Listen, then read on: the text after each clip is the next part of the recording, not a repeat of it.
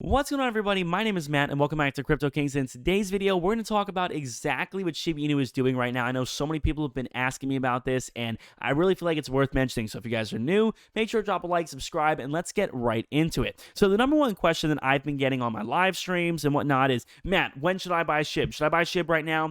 And that's a very hard question to answer because I think, in my opinion, for one, I'm not a financial advisor, but two, when it comes down to it, I think it depends really on when you previously entered SHIB. So if you entered SHIB at, a very, very high price, are you looking to dollar cost average down? If so, that might be a good idea. If you bought really, really cheap and, maybe don't want to raise your dollar cost average that much and want to wait and just let it kind of ride a little bit more before taking some profits, then hey, that's up to you. Really what it comes down to, in my opinion, is when you purchased. And right now, for the people who purchased all the way up here, I think they may be feeling just a little bit better right now, because what essentially this looks like to me is the possibility of being two different patterns. So the first pattern that I see here is a sort of general V pattern. There's no real specific name for this, but V bottom seems to be the most colloquial usage of this. But essentially, we have the bottom here that we hit, and then it leads to some kind of bullish momentum,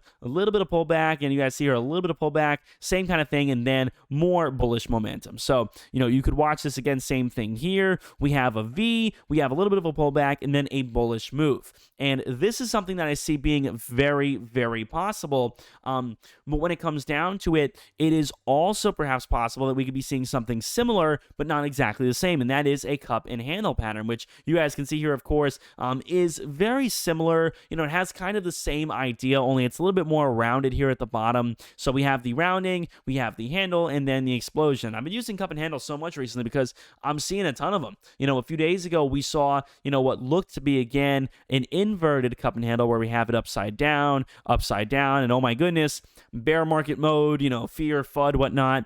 And now it looks as if we are seeing the opposite. So what we're looking for, remember, is we are looking for this shape. We're looking for something like this, a cup and a handle. And of course, after that, you're probably going to get some kind of bullish kind of move. So this is what we're looking for, right? So again, this movement here doesn't exactly fit into a cup. It's a little bit taller here on the right and a little bit more jagged. But in general, I would say you could classify this as a cup and handle. And again, I could see it slipping a little bit more, perhaps into the mid or lower 50s, and then having more bullish movement, perhaps going into the 70s again. So again, that is one option. Or of course, we have the single bottom kind of V option here, which again would lead to a little bit of pullback, which you're in right now, and a bullish move. So it really doesn't matter however you want to classify this. Again, it's a little bit too jagged to be a cup, and it's a little bit too rounded to be a straight V. So it's really somewhere in between. But again, that doesn't really matter,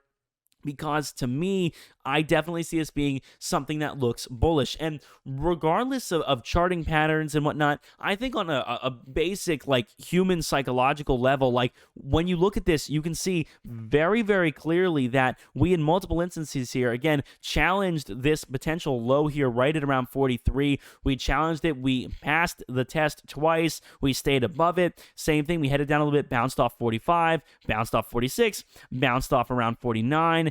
So there definitely does look to be, again, some strength in the fact that the community here is consistently bouncing off what looks to be higher spots. And that's the reason why any rounded top is typically considered pretty bad, is because the spots you're bouncing off of are getting a little bit lower. And that obviously is not particularly good. When we check the relative strength index, which you guys can see here, of course, on the screen, the relative strength index is going to show us exactly what is going on right now with the volume. So again, we peak, we get a little bit above what is considered to be normal by the relative strength index, again, getting into the 70s. So we get above, a little bit above what is considered to be normal, around 64, 65-ish. Then we head down, encroaching the middle again, which, is, again, completely fine. There is a very low amount of sell volume right now, which is great. And we are entering, again, what looks close to be right around the middle. So very stable. I could see it heading down a little bit more here as part of this little handle or retracement or whatever you want to call it.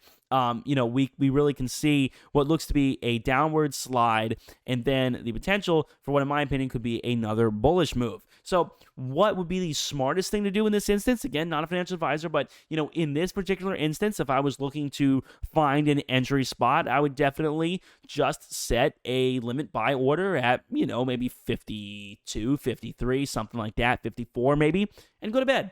That's it. Again, the idea of catching the bottom, the very, very, very bottom, is kind of difficult. I think the simpler answer is just to try to catch what you can and get as close to whatever the bottom is as possible. And that, of course, can be predicted through some charting measures. When we check the Fibonacci retracement, of course, you guys can see it is going to tell us exactly, what this is looking like from the low to the high of the most recent run. So we have the low here. It's right around 43 again, which it is proven to be strong enough to resist. We have right here around the 43, all the way to the top here around 65. And essentially, when it, broke past this 43, it succeeded in moving past all of these lines. It didn't really have any issues getting all the way to the top of the Fibonacci retracement here. And now the idea is that we are at the 23.6% line.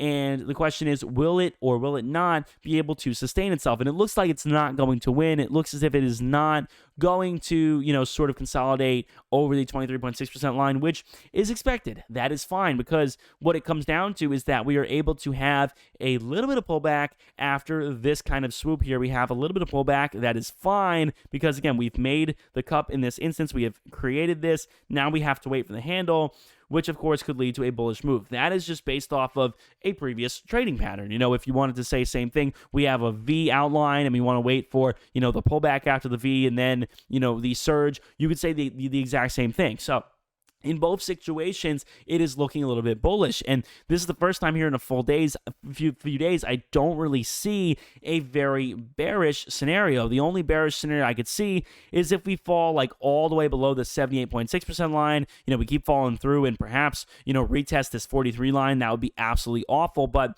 I just don't see this kind of a situation happening. I see, either falling through and, awful bearish mode, or we manage to have a very normal pullback and then a surge. So I see this option being the most likely, considering, again, I just think there are way too many people who will ape in at 50 if we were to hit 50 that would not let it once again get down to 43. I think the restoration to 65 today provided enough sort of general sentiment and enough faith in, the crypto to be able to keep it away from 43 for a good while. So with that being said, guys, I hope you all have enjoyed the video. Let me know down below in the comment section where you guys think, of course, Shiba Inu is going to go within the next week. Make sure to follow me here on Twitter, guys, Matt Garbarino. Definitely check that out. And again, I definitely do see a situation in which Dogecoin is able to be overtaken by SHIB once again, because Doge really is ready for a breakout in a sense as well. But I definitely do see a scenario where Shiba Inu is able to overtake this market cap again. So that is that. Thank you all for watching. Peace.